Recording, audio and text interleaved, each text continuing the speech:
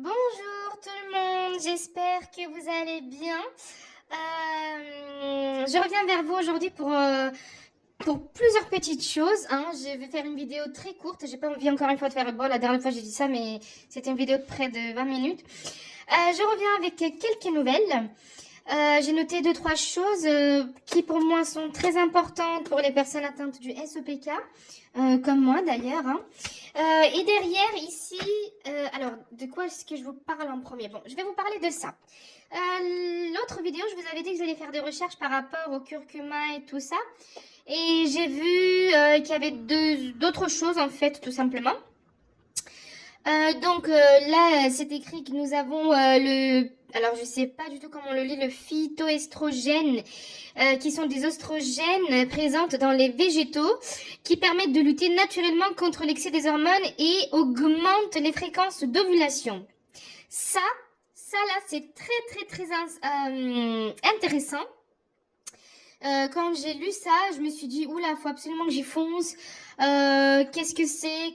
Où est-ce que j'en prouvais? Donc là, il y en a dans la réglisse ou le soja. Alors, problème, pour moi en tout cas, on n'est pas toutes pareilles. Alors, pas du tout. C'est pour ça que c'est très important de faire des recherches un petit peu pour soi-même, comprendre son SOPK. Il y a plusieurs différentes SOPK. Donc, le soja, je déteste ça. C'est impossible pour moi. Il y en a dans la réglisse.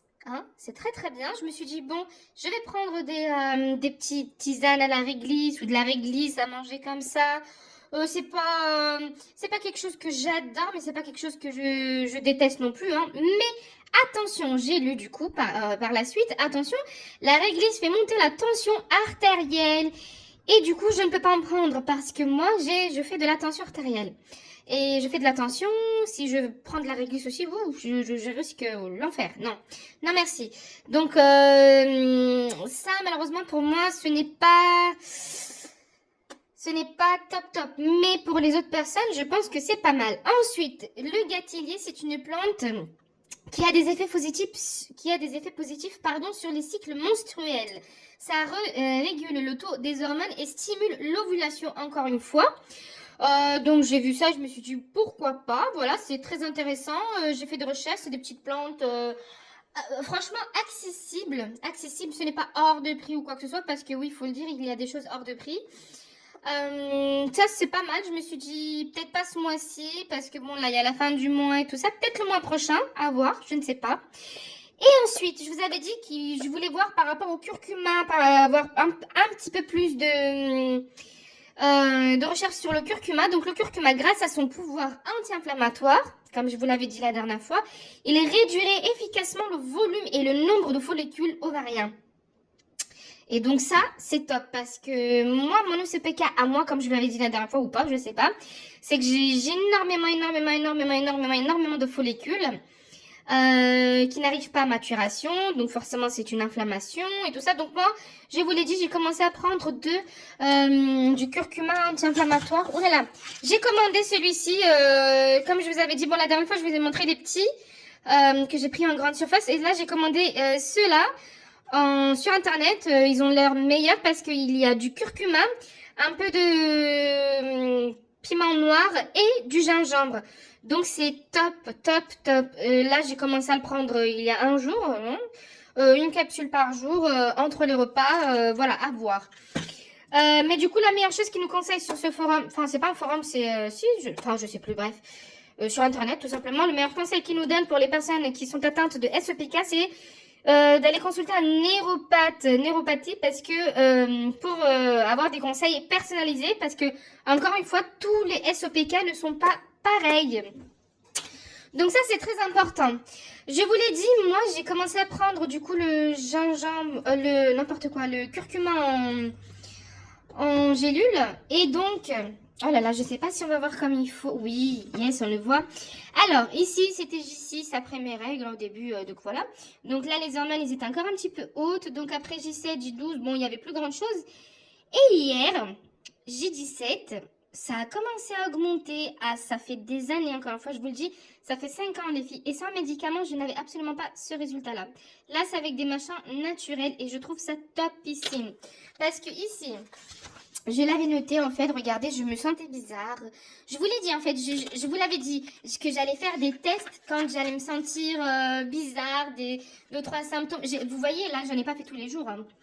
Je l'ai pas fait tous les jours. J6, J7, après J12, après J17. J'étais même pas à la maison à partir de J12. J'étais pas à la maison. On est parti à des petites fêtes de machin parce qu'il y a la famille qui a accouché. On a un petit nouveau bébé dans la famille. Donc voilà. Et là, du coup, j'avais noté. Je me suis dit, bon, je vais noter. Hein, J12, sein tendu, mal de ventre. Comme pour le début des règles. Voilà, c'est un mal de ventre comme quand on commence à avoir les règles. Et J16, les filles, avant-hier, dans la nuit, gros pic à l'ovaire droit, mais ça m'a fait un mal, mais pas possible, pour vous dire que ça m'a même réveillée dans la nuit. Et mal bas du ventre. Donc, je me suis dit, qu'est-ce que c'est que ça?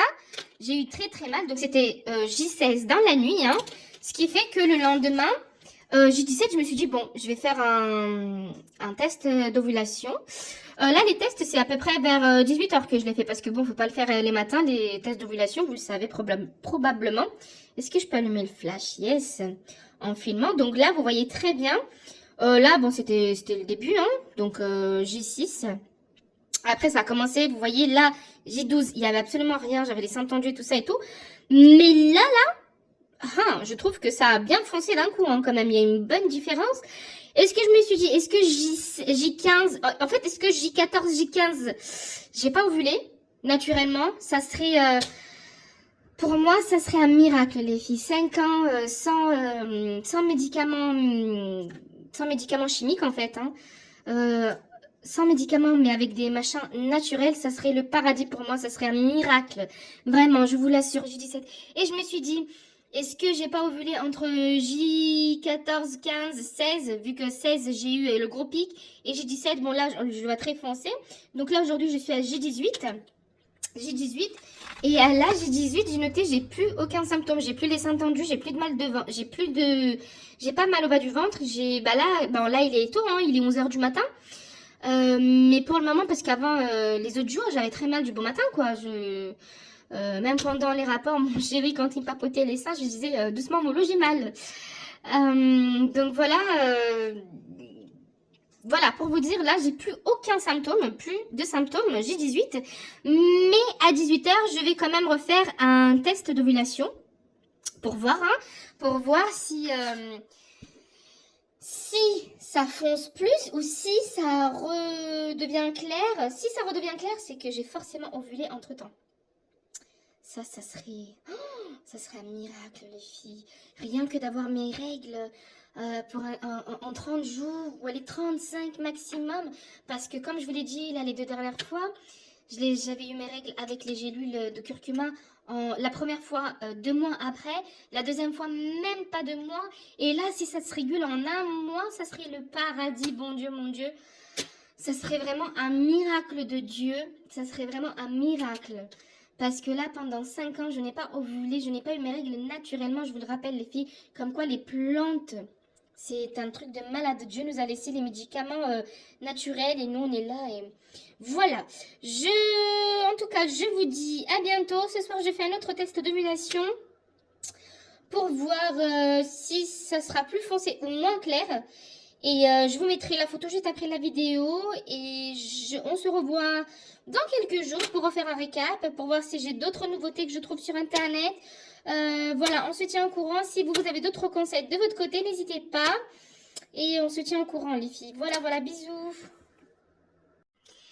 Alors, me revoici. On est toujours au J18.